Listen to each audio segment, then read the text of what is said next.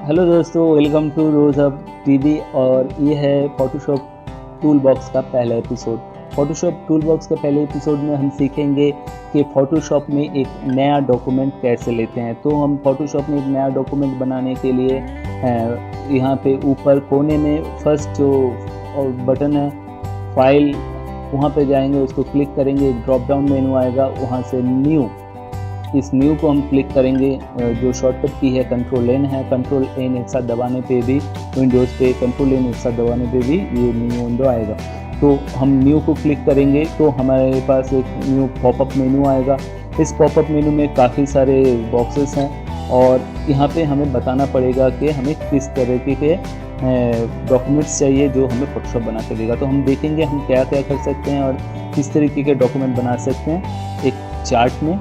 तो मेरे पास एक चार्ट रेडी किया हुआ है। तो हम प्रिंट के लिए डिज़ाइन बना सकते हैं या तो वेब के लिए डिज़ाइन बना सकते हैं जो वेबसाइट में दिखेगा। प्रिंट भी कई तरह के होते हैं, जैसे फ़ोटो प्रिंट हो गया, ऑफसेट प्रिंट, मैगज़ीन या पोस्टर्स जो बड़े फॉर्मेट में बहुत सारे प्रिंट होते हैं, ऐसे प्रिंट को ऑफसेट प्रिंट बोलते हैं। आप लार्ज फॉर्मेट प्रिंट हो गया, जो होर्डिंग होता है वो एक तरीके के लार्ज फॉर्मेट प्रिंट है जो बहुत बड़े आकार में छापे जाते हैं। तो हर एक तरीके के लिए अलग अलग सेटिंग्स हैं, तो थोड़ा सा हम ध्यान देंगे। तो हम बाद में जब डिज़ाइन कंप्लीट हो जाएगा उसको हम एग्जीक्यूट करेंगे तो काफ़ी सारे प्रॉब्लम को अवॉइड कर सकते हैं। हमें पहले ही डॉक्यूमेंट बनाने के टाइम ही उसको ध्यान में रख लेना सबसे सही है। तो चलिए देखते हैं फोटोशॉप में अगर फ़ोटो प्रिंट के लिए डिज़ाइन को रेडी करना है तो क्या कर सकते हैं। तो हमारे यहाँ एक मैंने 5 इंच बाय 7 इंच का एक डॉक्यूमेंट लिया है जो एक standard post card size photo print का है। हम रेजोल्यूशन में 300 डालेंगे, यानी हर 300 dpi का होगा। और कलर जो मोड है, कलर मोड में हम RGB कलर मोड डालेंगे। तो ये जो बेसिक सेटिंग है, इस सेटिंग के साथ हम फ़ोटो प्रिंट के लिए डिज़ाइन रेडी करेंगे तो बहुत ही साफ़ सुथरा और अच्छा प्रिंट आएगा। और ये आप ध्यान पे रखें, मैंने यहाँ पे 5 इंच बाय 7 इंच का जो रेशियो रखा है ये बदल भी सकता है। फ़ोटो के लिए बहुत सारे साइजेस हैं, मान लीजिए आप 8-12 या 3-4 इंच 3 बाय 4 इंच का भी डॉक्यूमेंट बनाना चाहते हैं तो यहाँ पे सिर्फ इंचेस बदलेंगे, पर ये 300 dpi और RGB फॉर्मेट ये नहीं बदलेगा। ठीक है, तो आगे चलते हैं, देखते हैं ऑफसेट प्रिंट के लिए भी साइज़ आपके इच्छा अनुसार होगा। तो आपका डिज़ाइन का साइज़ क्या है, आप कैसे उसको छापने वाले हैं, ये ध्यान पे रख के इसकी साइज़ को बता दीजिए। हाइट और विड्थ प्रॉपरली इंचेस पे नाप लीजिए और इसको सेट कर दीजिए। यहाँ पे भी रेजोल्यूशन जो है वो 300 होगा और यहाँ पे कलर फॉर्मेट जो है वो CMYK होगा। ये CMYK क्या है, आगे कोई एपिसोड में हम ज़रूर इसके बारे में डिस्कस करेंगे।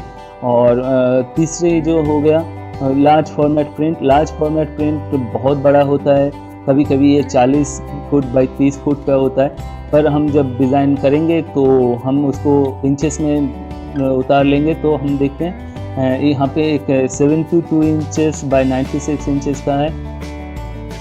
तो ये 6 फुट बाय 8 फुट का है, 6 फुट इसका विड्थ है, इसका हाइट 8 फुट का है और इसका रेजोल्यूशन सिर्फ 60, क्योंकि ये काफ़ी दूर रहेगा। इसका रेजोल्यूशन कम होने पर भी इसके जो लुक है इसमें कोई फ़र्क नहीं पड़ेगा। तो इसको ध्यान में रखें। अगर आप इसमें हाई रेजोल्यूशन करें या तो 300 dpi डालें या ऐसा कुछ डालें तो फाइल इतना हैवी हो जाएगा, आपका सिस्टम हैंग हो सकता है, आप उस फाइल को मूव नहीं करवा सकते।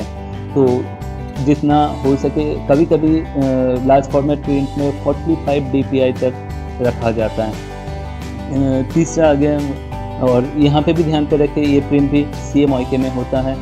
और हमने लास्ट जो पार्ट है जहाँ पे हम बहुत ज़्यादा यूज़ करते हैं वो डिज़ाइनिंग फॉर वेब है।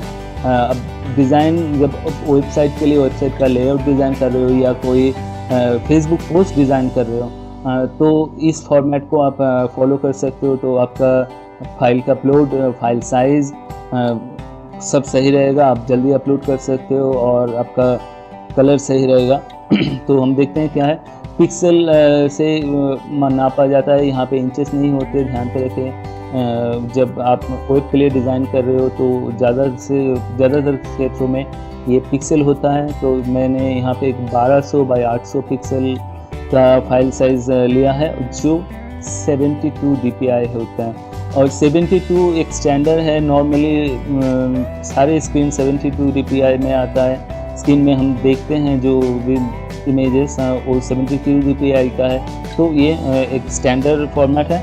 और कभी कभी थोड़ा सा हाई रेजोल्यूशन करने के लिए 96 dpi भी किया जाता है।